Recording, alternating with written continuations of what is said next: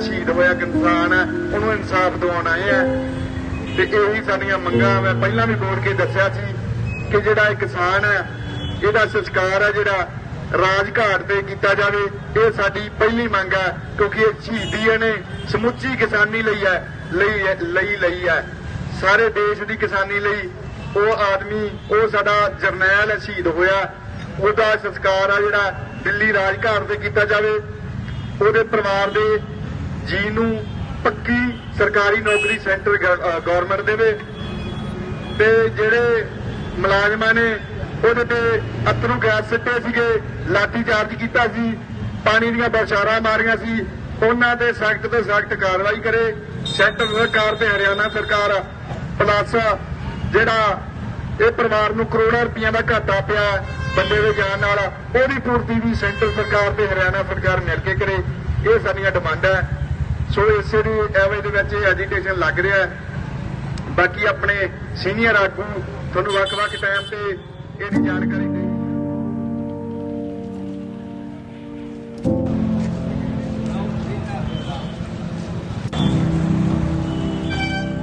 मैं कहा भी मैं कहती पैसे युद्ध च जाना तू मेरी मतलब नूंह बोलती है कहती डैडी नूंह उत्थे तू मेले नहीं जा रहा उत्थे ये नहीं पता जेह्ड़े नाल दे होर बंदे ने उन्हें सर्टिफिकेट बच सकती है उन्हें इलाज फिर किवें करवाउणा उतों गड्डी करवाउणी पेगी इत्थे नूं किवें लिआओगे गड्डी वाला पहला पैसे मंगूगा फिर मेरा हौसला वध गया मेरे जिवें हुण मैं कहना मैनूं वो कहता जा पर सानूं खुशी आ भी साडा बड्डे जेह्ड़े वो युद्ध च जा सकदे आ फिर मैं उत्थे तुर पिया बस देख लो हुण तुहाडे कोल काई दिन हो गए हुण नित मैं की आवाज़ दा बार्डर उत्थे रोज़ इत्थों तुर के असीं जाने बस जाके मतलब उत्थे गल्लां बातां सुनी दे उन्हां दी लीडरां दी भी ठीक है तो सब तो गल बधाई दिंदा मैं साडे लीडरां नूं अज सारिआं नूं 31 जथेबंदियां जिन्हां ने एडा वड्डा स्टैंड लै के सानूं याद कराता बस चलो मंगां मन्नणियां ना मन्नण सरकार दी आ पर असीं आपदे किन्नियों दिल्ली जित कर ली जिवें अगे कहते 18 बारी होगी साडी 19 बारी जित हो गया महिलाओं का योगदान हमसे भी ज्यादा है जब घर पे जाते हैं तो वो अपना दूध है वो जो घी बनाते हैं वो काम नहीं कर रही बिल्कुल रखा हुआ मिलता है लस्सी रखी हुई मिलती है और बोलती है तो जितने कपड़े हैं ये कपड़े सारे धो दिए अब जब तक आओगे पहले बता देना और दूल्हे मिल जाएंगे या ये धो करके दे देंगे उनका तो जबरदस्त योगदान है भाई जबरदस्त योगदान हमें घर से घर की चिंता मत करो तुम वहां पर रहो जहाँ हमारे भाई हैं उनके लिए जितनी भी खाद्य सामग्री राहत सामग्री ले जा सकते हो वो हमारे गट्ठड़ बांध के दे रही हैं और भेज रही हैं हमें हम एक भाई है हमने कोई भी हमारे में फर्क नहीं है जब तक ये तीनों कानून वापस नहीं ले जाएंगे हम साथ रहेंगे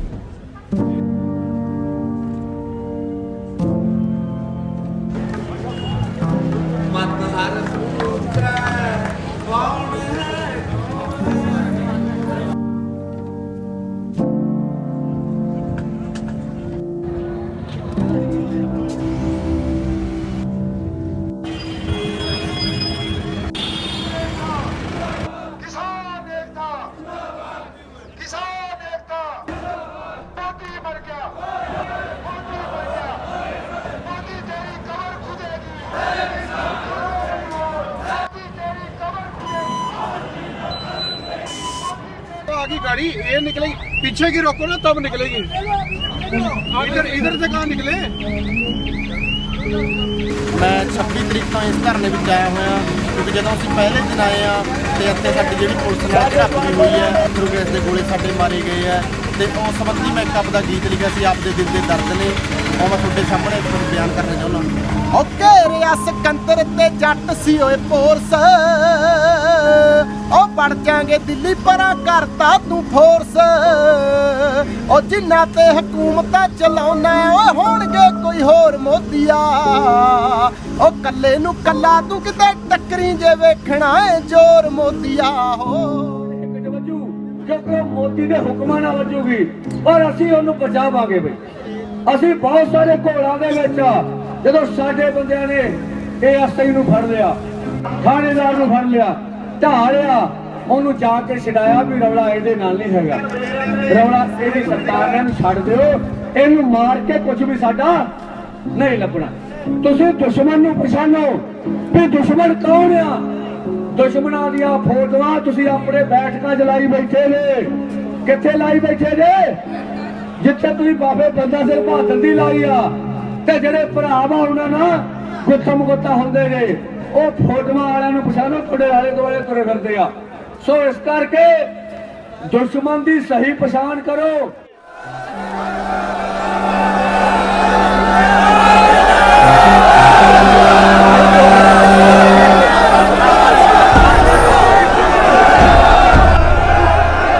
ਸਾਡੇ ਪ੍ਰਧਾਨ ਸਾਹਿਬ ਨੇ ਕੱਲ ਇਹਨਾਂ ਨੂੰ ਕਿਹਾ ਸੀਗਾ ਜੀ ਸਾਨੂੰ ਥਾਂ ਦੇ ਦਿਓ, ਅਸੀਂ ਸ਼ਾਂਤਮਈ ਧਰਨਾ ਲਾਉਣ ਆਏ ਆ ਤੇ ਕੋਈ ਗੁੰਡਾਗਰਦੀ ਕਰਨ ਨਹੀਂ ਆਏ।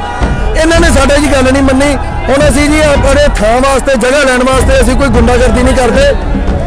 ਅਸੀਂ ਆਪਣਾ ਬਹਿਣ ਵਾਸਤੇ ਜਗ੍ਹਾ ਖੁੱਲੀ ਕੀਤੀ ਆ। ਸਾਡੇ ਕਿਸਾਨ ਭਰਾ ਹੋਰ ਆ ਰਹੇ ਆ ਪੰਜਾਬ ਤੋਂ, ਸਾਨੂੰ ਥਾਂ ਥੋੜਾ ਸੀਗਾ, ਅਸੀਂ ਤਾਂ ਬੈਰੀਅਲ ਜੀ ਧੱਕੇ ਆ।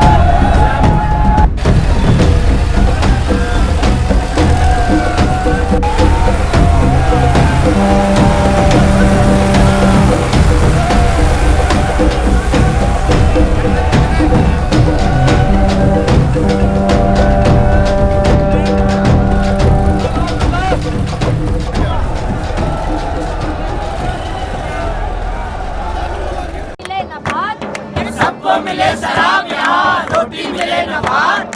युवा बेरोजगार फिरे और दंगे हो दिन रात। युवा बेरोजगार फिरे और दंगे हो दिन रात। यही सरकार की नीति, यही सरकार की नीति, यही सरकार की नीति, यही सरकार की नीति। मध्य प्रदेश ग्वालियर से आई हुई हूँ और मैं 28 तारीख से यहाँ सिंगू बॉर्डर पर हूँ।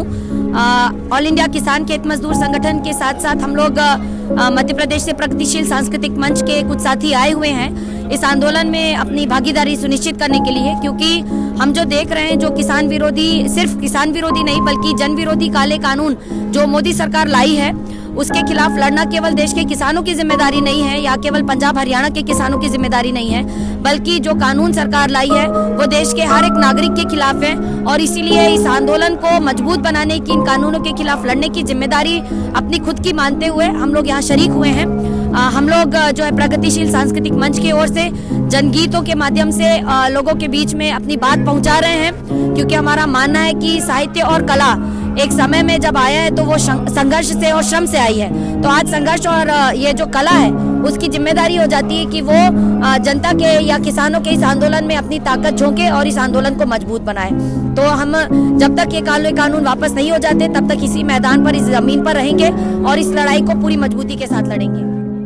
मैं बारिया भावेश गुजरात से किसान आंदोलन के समर्थन में आया हूँ। ये जो बिल 3 अध्यादेश जो 3 ऑर्डिनेंस पास किए हैं उनके पीछे जाएंगे गुजरात मॉडल पे।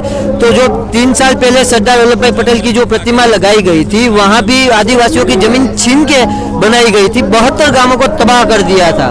मतलब कि गुजरात का जो मीडिया है, हमारा जो नेशनल मीडिया है, वो बहुत सी गोदी मीडिया जो है वो अलग अलग तरीके से जो हमारे किसान भाई हैं गुजरात के, उनको वो बेवकूफ़ बना रहे हैं। तो हमने यहाँ पे अपना फेसबुक के द्वारा हम वहाँ के किसानों को अपनी यहाँ की वास्तविक बात करते हैं कि सब जो लोग हैं वो किसान हैं, कोई खालिस्तानी है नहीं। यहाँ पे जो है भगत सिंह के परिवार के लोग बैठे हुए हैं। यहाँ पर जो है वो पूरे किसान जो फार्मर्स, वो हमारे देश के हमारे भाई यहाँ पे लगे हुए हैं। तो ये गुजरात मॉडल अभी भी पूरे नेशन वाइड फैल चुका है कि आपकी जमीन हम ले लेंगे, आपको खुद गुलाम बनाया दिया जाएगा। यही था गुजरात मॉडल। गुजरात मॉडल कोई दूसरी चीज नहीं थी। और दूसरी बात ये है कि जो ये सरकार जो करना चाहिए वो नहीं कर रही है और जो नहीं करना चाहिए वो कर रही है।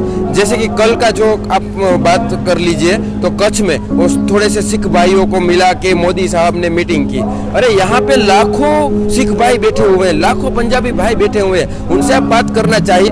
ये तो अच्छा हुआ कि ये लोग जाग गए, जिसका जमीर जागा है आज वो लोग लड़ रहे हैं सरकार के सामने। और सरकार बोल रही है कि लोग खालिस्तानी है, पाकिस्तानी है। अगर अपना हक मांगना, अगर खालिस्तानी है तो मैं भी हिंदू खालिस्तानी हूँ, पकड़ लो मुझे, क्योंकि मैं भी अपना हक, किसान का बेटा होने के नाते मैं भी अपना हक मांग रहा हूँ। अगर हक मांगना खालिस्तानी है तो मैं भी हिंदू खालिस्तानी हूँ। मोदी जी आपके गुजरात से हूँ, पकड़ लीजिए।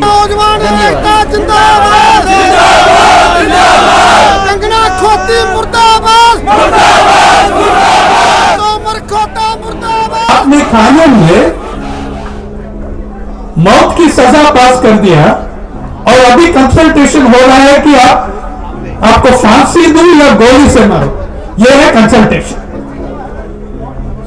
मौत की सजा तो पास हो गया संसद में, है ना? तो अभी क्या कंसल्टेशन करेंगे उसके बारे में?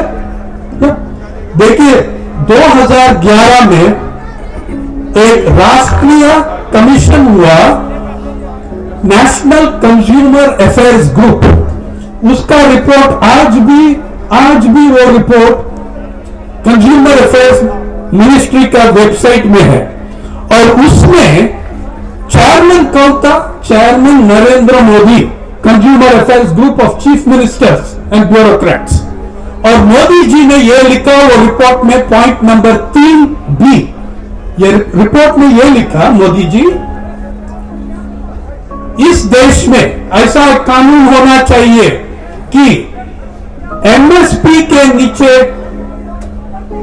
किसान और व्यापार के बीच में एमएसपी के नीचे एक भी कोई भी लेन देन नहीं होना चाहिए।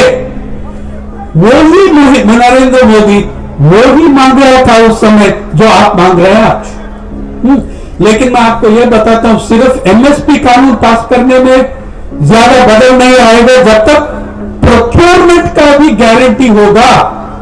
एमएसपी तो बड़ा 5,000 10,000 कह सकते हैं, लेकिन अगर मैं खरीद में नहीं लेता हूं तो क्या? ਜਥੇਬੰਦੀ ਆ ਉਹਦਾ ਨਾਮ ਹੈ ਇੰਡੀਅਨ ਵੈਟਰਨ ਆਰਗੇਨਾਈਜੇਸ਼ਨ, ਉਹਦਾ ਮੈਂ ਪੰਜਾਬ ਪ੍ਰੈਜ਼ੀਡੈਂਟ ਆ ਤੇ ਅਸੀਂ ਬਿਲਕੁਲ ਕਿਸਾਨਾਂ ਦੇ ਨਾਲ, ਅਸੀਂ ਖੁਦ ਵੀ ਕਿਸਾਨ ਆ, ਅਸੀਂ ਕਿਸਾਨਾਂ ਦੇ ਨਾਲ ਮੋਢਾ ਜੋੜ ਕੇ ਇਹ ਕਾਨੂੰਨ ਨੂੰ ਰੱਦ ਕਰਾਵਾਂਗੇ। ਤੇ ਸਾਡੇ ਜੋ ਦੋ ਪਹੀਆ ਗੱਡੀ ਦੇ ਹੁੰਦੇ ਆ, ਇੱਕ ਕਿਸਾਨ ਔਰ ਇੱਕ ਜਵਾਨ, ਇਹਨਾਂ ਨੇ ਇੱਕ ਪਹੀਆ ਜਿਹੜਾ ਪੈਂਚਰ ਕੀਤਾ ਹੋਇਆ ਵਾ, ਉਸ ਪਹੀਏ ਨੂੰ ਅਸੀਂ ਬਿਲਕੁਲ ਨਵਾਂ ਟਾਇਰ ਪਾ ਕੇ ਇੱਥੋਂ ਜਾਵਾਂਗੇ। मेरा नाम तारिक मंजूर आलम, ਅਸੀਂ मुस्लिम फेडरेशन ਤੋਂ ਜੀ। ਅਸੀਂ ਇਸ ਦਿਨ ਦਾ ਧਰਨਾ ਚੱਲ ਰਿਹਾ 27 ਨਵੰਬਰ ਤੋਂ ਕਿਸਾਨਾਂ ਦੇ ਨਾਲ ਮੋਢੇ ਨਾਲ ਮੋਢਾ ਜੋੜ ਕੇ ਖੜੇ ਹਾਂ। ਜਦੋਂ ਤੱਕ ਇਹ ਧਰਨਾ ਚੱਲੇਗਾ ਅਸੀਂ ਐਵੇਂ ਇਹਨਾਂ ਦੇ ਨਾਲ ਖੜੇ ਰਹਾਂਗੇ।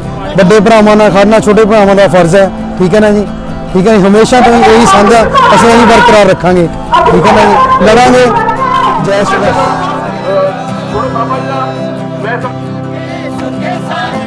क्रांति होती रहेगी, क्रांति होती रहेगी, क्रांति होती रहेगी, क्रांति होती रहेगी।